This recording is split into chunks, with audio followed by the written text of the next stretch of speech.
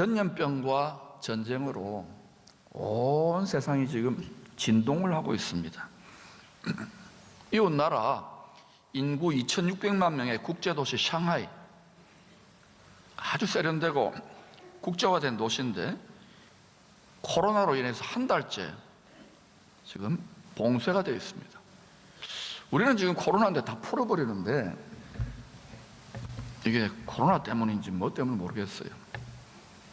그러니까 2600만 명 사람들이 식량을 구하기가 어려워가지고 난리입니다. 여러분 뉴스만 보면 실제로 그래요.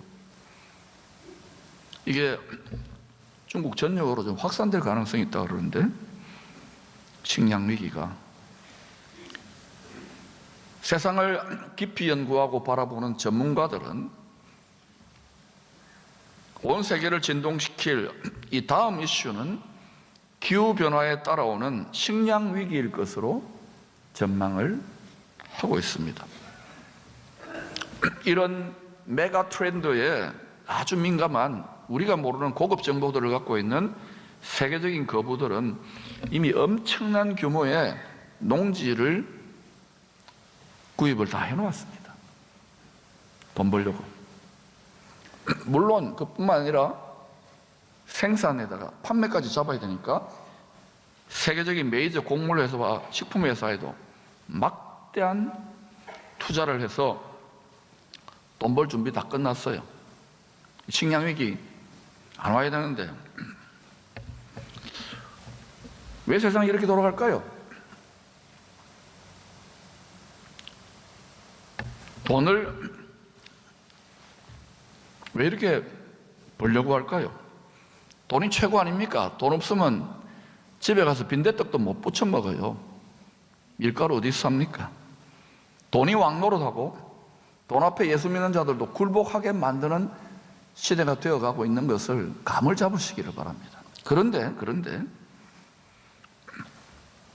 다 돈이나 파워를 가지고 땅에서 왕노릇하면서 대대로 잘 먹고 잘 살려고 하는 투자이지만은 성경은요, 영원한 하나님의 말씀인데 하나님이, 전능하신 하나님이 그의 온전하신 뜻대로 7년 풍년도 배가 부르고 경기가 호황이고 월급도 올라가고 이 7년 풍년도 또 7년 흉년도 온전히 주관하고 계시는 것을 성경 전체를 통하여 큰 소리로 외치고 있습니다. 이거를 볼 수 있는 눈이 열려져야 돼요. 그러면 세상이 여러 가지 일들이 일어나더라도 두려워할 필요가 없어요. 또 성경은 뭐라고 합니까? 마침내 다시 오실 예수 그리스도와 충성되게 끝까지 그 말씀에 순종하며 걸어갔던 성도들이 땅에서 왕노릇할 것이라고 분명히 약속하고 있습니다. 여러분이 예수 믿고 열심히 고생하잖아요. 지금 힘든 와중에도 그래도 뭐 시험 들어가지고 떠나는 사람도 있겠지만 여러분이 더 열심으로 나오는 이런 것을 여러분이 절대로 쓸데없는 짓이다 생각하면 안 돼요. 우리 세상에 잘 먹고 잘 사는 용도가 아니잖아요. 이 세상에서 잘 살아야 됩니다만 우리는 영원히 잘 먹고 잘 살고 왕노릇하고 우리는 안 죽을 거예요. 그게 부활입니다. 죽어도 부활인 거예요. 믿습니까? 이거 믿으면 겁날 게 없어요. 평안해요. 예수를 시원찮게 믿으니까 두려워하고 근심하고 염려하고, 특별히 교회 지도자들부터 너무 힘드니까, 그죠? 이해합니다. 돌파를 끝내십시오. 그러면 평안해요. 그때부터 그 시대를 축복할 수 있는 하나님의 통치권과 축복권, 왕 같은 제사장의 축복이 여러분을 통하여, 여러분의 입을 통하여 흘러나오기 시작할 것입니다. 다 힘들고 죽겠다 할 때에 바로 이때야말로 일어나 빛을 발할 수 있는 신앙인의, 교회의 위대한 경쟁력이 이제 빛을 발하기 시작할 거예요. 이 세상은 하나님이 농사 짓고 있는 밭입니다. 열매는 사람인데 하나님이 원하시는 열매는 뭐냐? 하나님의 마음을 닮은 사람들이 열매입니다. 예수님 닮아가는 사람들이 열매예요. 예수님 많이 닮으면 극상품 열매, 좋은 열매고, 예수 믿어도 하나도 닮은 것 같지 않아 맨날 은혜 하고 그러면 좀 뭐랄까요, 질 떨어지는 열매고, 열매는 열매입니다. 예수 믿게 하느냐? 예수님 닮아가도록 은혜의 때까지, 은혜가 거두어질 때가 있습니다. 자비가 사라질 때가 있어요. 그때까지 하나님 닮아가라는 거예요. 이 세상은 점점 사람들이 돈에 환장하고 또 이 세상이 전부 다기 때문에 점점 짐승같이 변해갈 수도 있어요. 텔레비라든지 영화라든지 뉴스 보면 거의 그런 스토리들 아닙니까? 이때 여러분 오히려 기회가 될 수 있습니다. 하나님의 마음을 얻으십시오. 하늘과 땅의 최고 권력자입니다.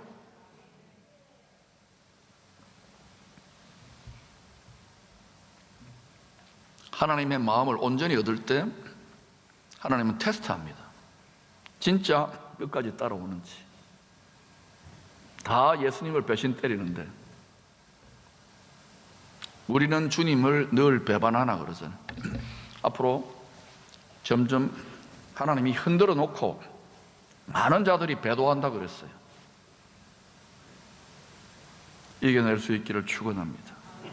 힘들다는 건 알아요. 원통하고 답답다는 건 알아요. 우리 껍질을, 그 사람의 정욕을 팔고 가고 계실 거예요. 알곡만 뽑아내려고. 이 사람 농사의 신비를 이스라엘 백성들이 약속의 땅에 들어가서 농사를 짓는 모습을 통하여 설명을 하십니다. 사람 수준으로 하나님의 구원 계획을 가르치시는 거예요. 이스라엘 농사에는 크게 4가지의 주요 작물들이 있습니다. 봄에 추수하는 열매는 보리와 밀입니다. 따라합시다. 보리와 밀. 그래서 경상도 보리입니다. 이스라엘을 보리라 그래요. 그 다음에 가을 작물, 올리브와 포도, 이 4가지가, 보리, 밀, 올리브, 포도, 이 4가지가 이스라엘 농사의 주작물입니다. 물론 다른 작물도 키우지만 이 4가지가 이스라엘 사람들의 빼놓을 수 없는 주식이에요. 레위기 23장은 이스라엘 농사에 1년 동안 농사 짓는 7가지 절기가 있어요. 땅에서 먹고 살기 위해서 농사 짓는 게 우리로 말하면 지금 비즈니스 하는 게 이게 농사라고 생각하면 돼요. 이게 고달프고 힘들잖아요. 막 때로는 천둥번개가 치고 바람이 불고 멧돼지가 막 파가고 이러니까 이 고달프고 힘들어요. 농사 짓는 게 힘들거든요. 그러니까 하나님이 농사를 짓긴 짓는데 힘들다, 죄 때문에. 그래서 축제를 마련해 준 거예요. 7가지 축제. 레위기 23장에 보니까 너희는 이 7가지 농사 축제, 농사 절기를 지켜라. 요게 내가 이 세상에 많은 사람들을 어떻게 추수하는지 그 나의 계획을 거기다 숨겨놓았다. 여러분이 성경을 많이 알면 이대로 하나님이 지금 우리를, 사람을 추수해 가고 있어요.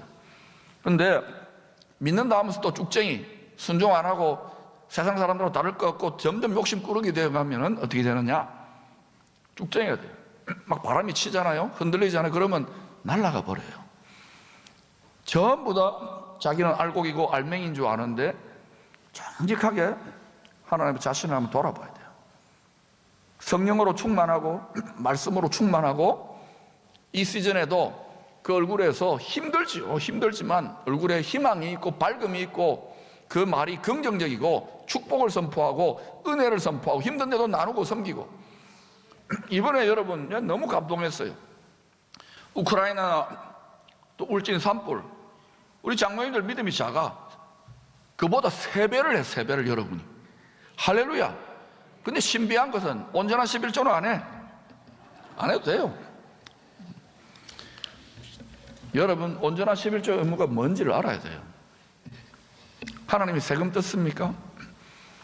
너 소유를, 나에게 소유권을 이전해봐라. 그럼 내가 어떻게 책임지는지인데, 이거 뛰어넘는 게 꼭 어때요? 군인들 10m에서 뛰어내리는 이걸 뭐라 그럽니까? 낙하산, 낙하훈련처럼 힘들죠. 막타오라 그러죠. 그러니까 그거 결단을 못 하는 거예요.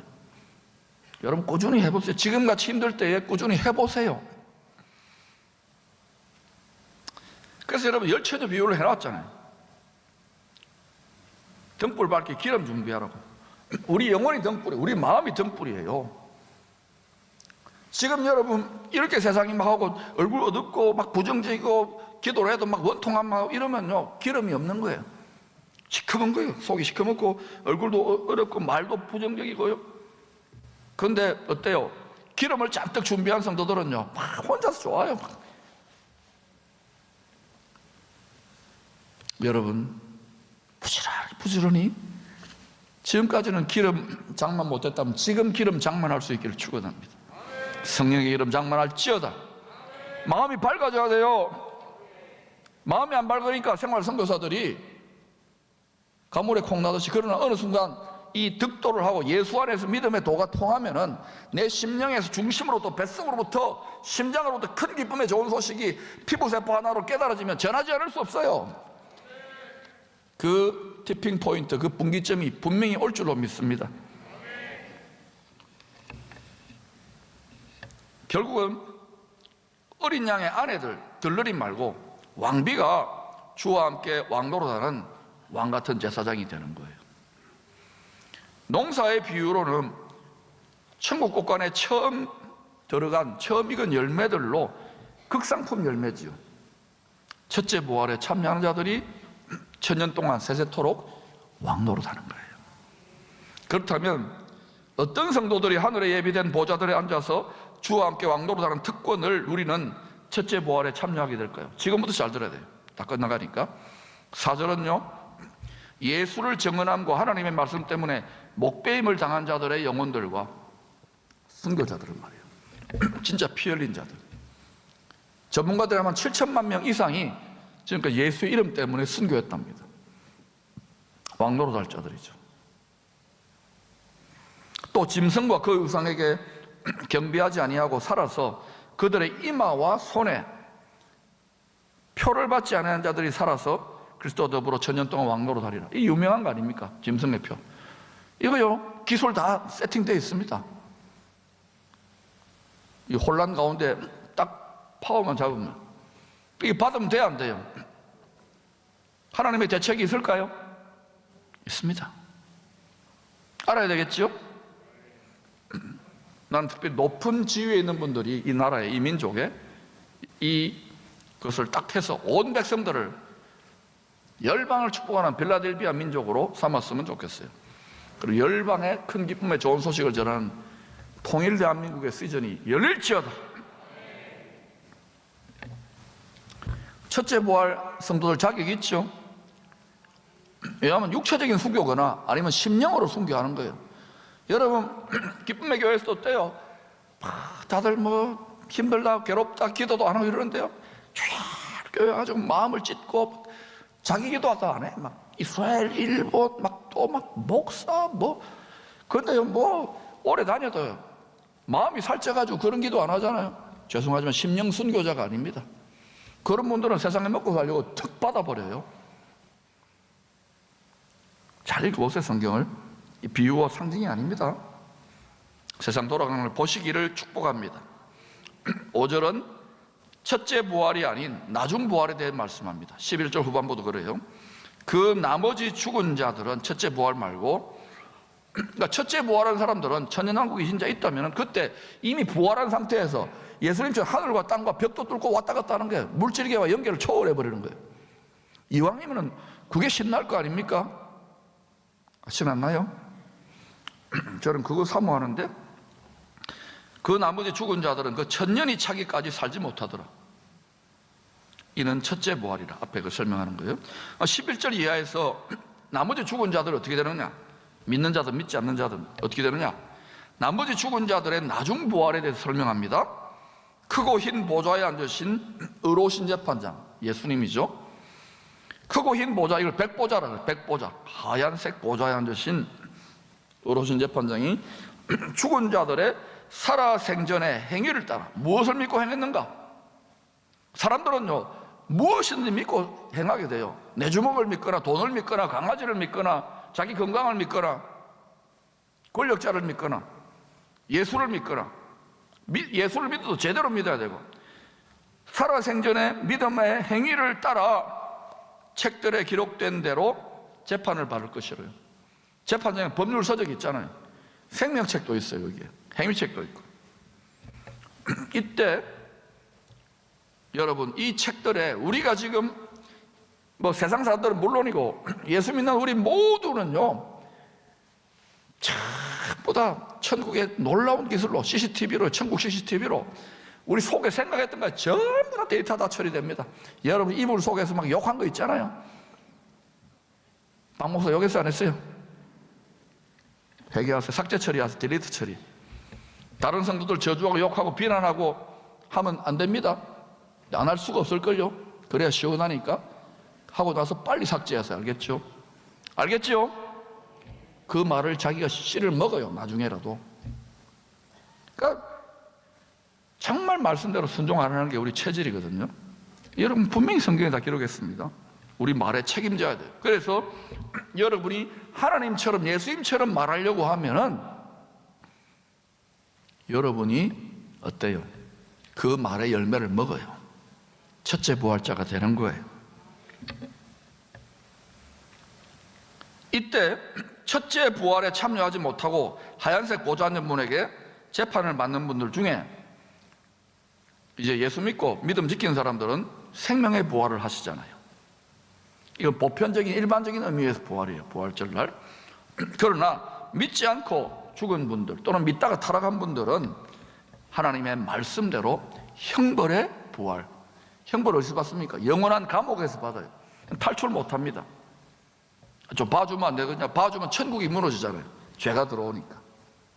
여러분 천국은 죄가 없는 사람이 들어가는 거예요. 회개가 다 돼야 돼요. 회개할 것이 없는 자. 그러니까 우리는 여기 회개만 해야 돼. 구원파가 아닙니다. 회개를 해야 돼. 날마다 발을 씻어야 돼. 발은 땅에 닿고 있으니까. 누구든지 끝까지 믿음을 지키면 약속대로 생명의 부활을, 영원한 생명의 부활을 하게 될 것입니다. 이것 때문에 믿음의 선진들은 모든 것을 대가를 다 지불했어요. 여러분이 정말 이것이 대가를 지불할 만지는 깨닫고 이렇게 하면 육체적 순교가 아닙니다. 여러분은 마음으로 고생도 낙이 다하며 걸어가면, 이 심령적 순교의 길을 걸어가면 날마다 누가 이 욕심이 더글더글한 시대에 미끄럼되고 살아있는 희생제물되고 내 죽고 니 살라고 그렇게 합니까? 이런 정치가, 이런 기업가, 이런 종교 지도자, 이런 교회 직분자, 이런 성도들 하나 나와야 되지 않겠습니까? 저도 부족하지만 외치는 거예요. 희생이 있는 곳에, 부모가 희생하는 곳에 자식이 성공과 형통하고 전부 다 남 뜯어먹을 생각하면 망하는 거예요. 이 민족이 열방을 복되게 할 민족 되려면 지도자들부터 내 죽고 니 살라는 길을 갈아야 돼요. 세상은 어떻습니까? 니 죽고 내 살자고. 난 뭐예요? 니 죽고 내 죽자 아닙니까? 그게 세상 끝입니다, 여러분. 그러므로 여러분, 우리는 거꾸로 가야 돼요. 이러면 하나님이 그냥 내버려 둘까요? No! 끝까지 인내하는지 보고 이 땅에서도 하나님의 축복, 많은 생명을 구원하도록 쏟아부어 주셔요. 두고 보셔요. 지난 7년 동안 남들 하지 않는 거 많이 하셨습니다, 여러분. 거기에 발장 끼지 않고 눈물로 헌신한 분들 잠언 19장 17절대로 갚아주실 줄로 믿습니다. 우선 갑절로 시작하십시다. 이왕이면은 첫째 부활이 좋겠죠. 감당할 수 있다면. 근데 다 어떻게 첫째 부활 되겠어요? 그러나 오늘 내가 도전합니다. 특별히 기쁨의 성도들은. 예수님이 첫째 부활했잖아요. 그랬더니 어때요? 하늘과 땅의 대통령이 되어버렸어요. 영원한 대통령. 거기 줄 서세요. 지금 이 땅에 좀 고생할 수 있습니다. 시험을 이겨야 되니까. 이겨보세요. 그러나 로마 때에 초대교회 당시죠. 로마 정부가 성도들에게 모진 핍박과 고문을 가하고 희생양을 만들어버렸어요. 이게 원리입니다. 그랬더니 이 불시험의 때에 초대교회 많은 성도들이요, 예수 믿어서 세상에 먹고 사는데 하나 도움 안 된다고 다 떠나버린 거예요. 우리 옛날에 일제시대 때 보면 신사참배 때 같이 다 변질된 믿음으로 가고 끝까지 오직 예수하는 사람들 어려웠어요. 그런데 이때 끝까지 신앙의 지조를 지키고 이도령 예수님이 오신다, 나는 결혼할 거야, 나는 성춘향처럼 목에 칼을 차고서라도 견딜 거야, 그런 성도는요 더 좋은 부활의 소망으로 승리한 성도들의 이야기가 이 성경에 기록되어 있습니다. 히브리서 11장 35절 같이 읽어보십시다. 시작. 여자들은 자기의 죽은 자들을 부활로 받아들이기도 하며 또 어떤 이들은 더 좋은 부활을 얻고자 하여 심한 고문을 받되 구차히 풀려나기를 원하지 아니하였으며. 사랑하는 여러분, 우리 같이 신앙생활하는 친구나 내 마음을 주었던 가족들, 남편과 아내, 자식 또는 할아버지, 부모님 이렇게 돌아가시면은 마음이 찢어지지요? 찢어질 거예요. 근데 여자들이 자기의 죽은 자들, 가족들이 죽은 거예요. 순교든지 핍박이든지 아니면 뭐 사별이든지 간에 우리 그런 일 다 경험하잖아요. 저도 막 너무너무 잘 믿고 착한데 스트레스 받았는지 암 걸려가지고 기도하는데도 안 나, 돌아가셨어. 내 마음이 찢어지는 거예요. 내가 그것보다 더 부러지고 그러는데. 그런데 그분이 죽습니까? 부활로 받아들이시기를 바랍니다. 알아요? 어떤 권사님은 30년 사시면 하늘같이 의지하고 늘 친구처럼 지냈던 남편이 먼저 가셨어요. 우울증이 오잖아요. 이해합니다. 세상 사람들은 강아지가 죽어도 우울증 오는데 저도 우울증 걸려본 적이 있잖아요. 여러분, 이 세상의 것들은 다 죽습니다. 한 번 죽는 것. 그런데 부활로 받아들일 수 있기를 축원합니다. 부활신앙이야말로 모든 절망과 모든 상처와 모든 고생을 역전하는 능력의 신앙인 거예요. 전화위복인 거예요. 덜배직인 거예요. 하나님의 덜배직이.